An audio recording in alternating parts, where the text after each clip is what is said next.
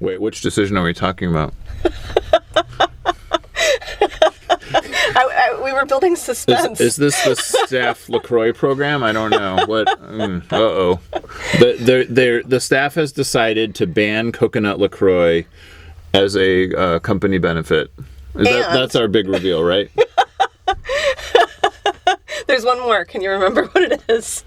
Hi, I'm Joe Elly, the founder and CEO of Microcosm Publishing. I'm also the author of A People's Guide to Publishing, which distills what I've learned from selling millions of books over the past 28 years.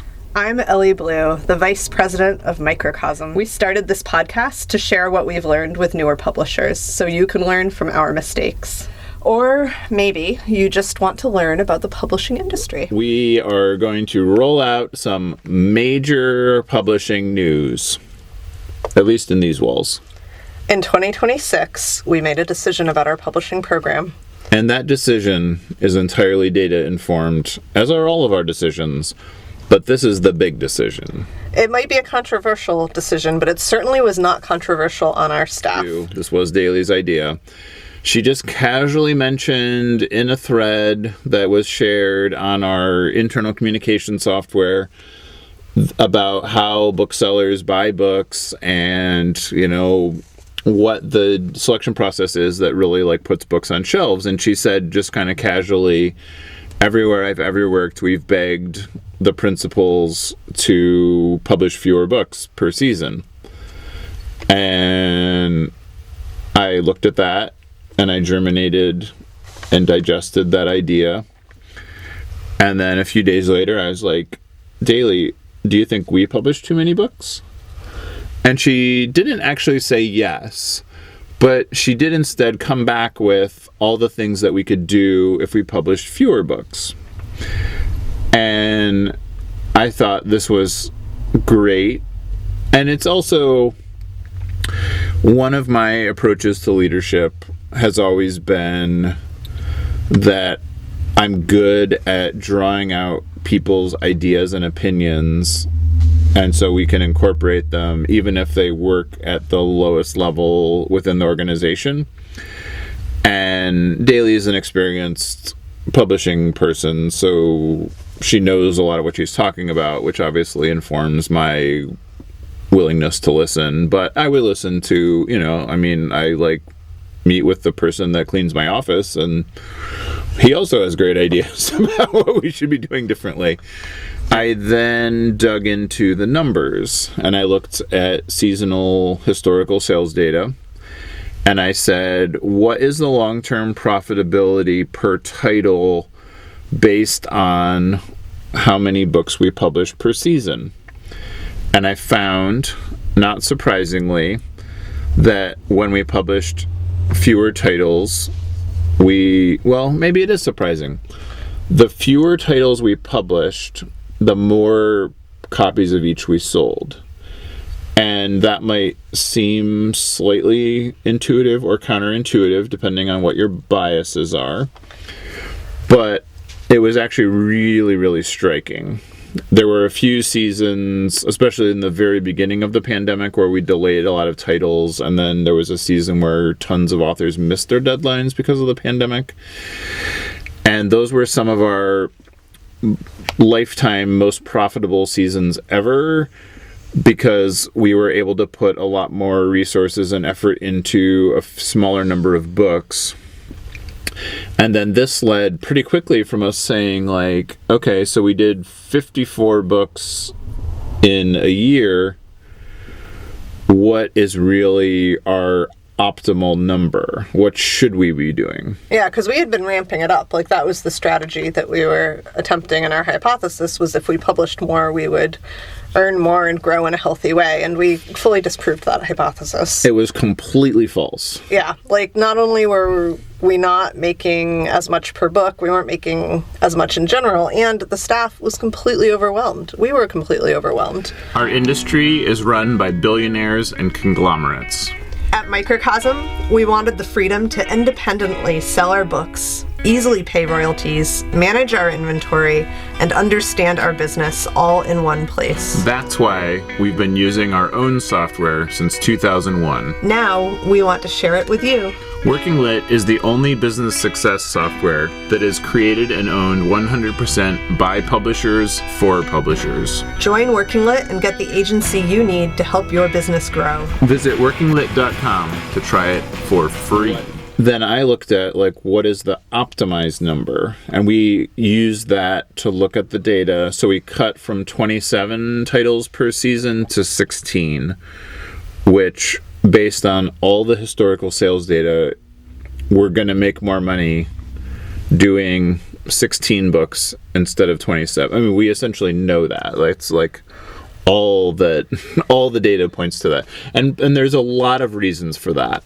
And it's not just each book gets more attention, each book gets more marketing, each book gets more publicity. It's also each book gets more time with the editor, gets more time with design, gets more time with sales, gets more time in production, and then on top of that, it's by doing fewer books, we're then picking the best submissions and the best ideas and the best in-house projects. We're not just saying, okay, we need 54 books, it's a new year.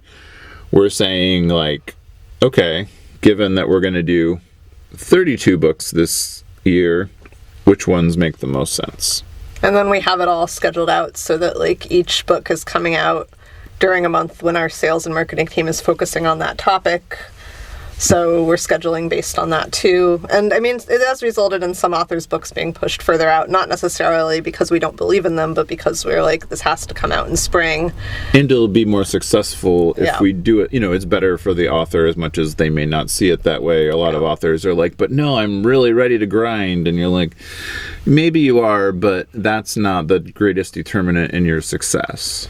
Yeah, so already, I mean, the minute that you announced that we were doing this, it was the whole staff's mood just lightened. It was one of the highlights of 2025, really. We started out being why are we so busy when all of our sales are down? And then we ended up being we're less busy now, and we're going to be even more less busy in the future, and we can actually focus on these books that are amazing and the work that we love, and using our minds and our creativity. It's definitely been positive in terms of morale and burnout. Yeah, and that's another one. It's great for long-term retention of high performers. But honestly, the bigger thing, and so we're not just looking at first-year sales. We're looking at books that came out in 2019. What is the monthly profit 6 years, 7 years later? What's happening on those titles? Really, really long tail, because that's what actually matters in publishing. It doesn't matter what you do month of release. It doesn't matter what you do first year. It matters what those books are doing for you 10 years later.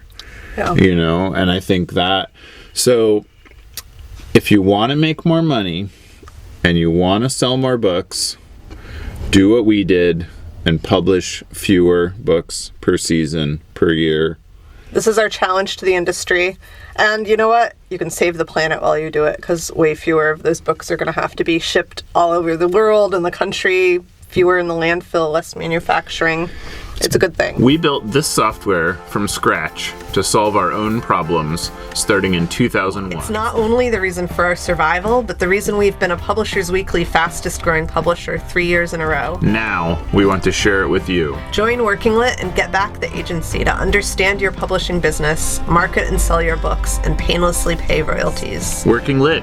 Doing the math for publishers. Visit workinglit.com to give it a try for free. It's better for booksellers. They don't have to wade through the amount of dreck to find stuff that they will order. Same with readers. Better, yeah, then they can actually parse it. So it's also, if you do it, it's better to raise the tide for all boats, because the fewer books on the market, the less garbage there is. You're going to put out your best books. You're not going to be boxed out by, there just being too many crappy books that cause the lack of consumer confidence, where, people are oh, so many books, I can't wade through this. If we actually eliminated the volume of overpublishing, we would make the industry better for everybody. Is there like an element here though where like if we cut back our publishing but other publishers don't, will that harm us because we'll get drowned out? No, because we already have that data. So when there was a season where we did 5 books because so many things were delayed. Spring 2020, baby. And that was our most profitable season of all time. And that was not a great sales period. That was still, spring 2020 was still prior to when consumer confidence and heavy ordering took on. We just did so much with those 5 books. And that was really, really encouraging for me to see. So even if nobody else does it, I mean, maybe you shouldn't do it, and then we're the only ones that benefit.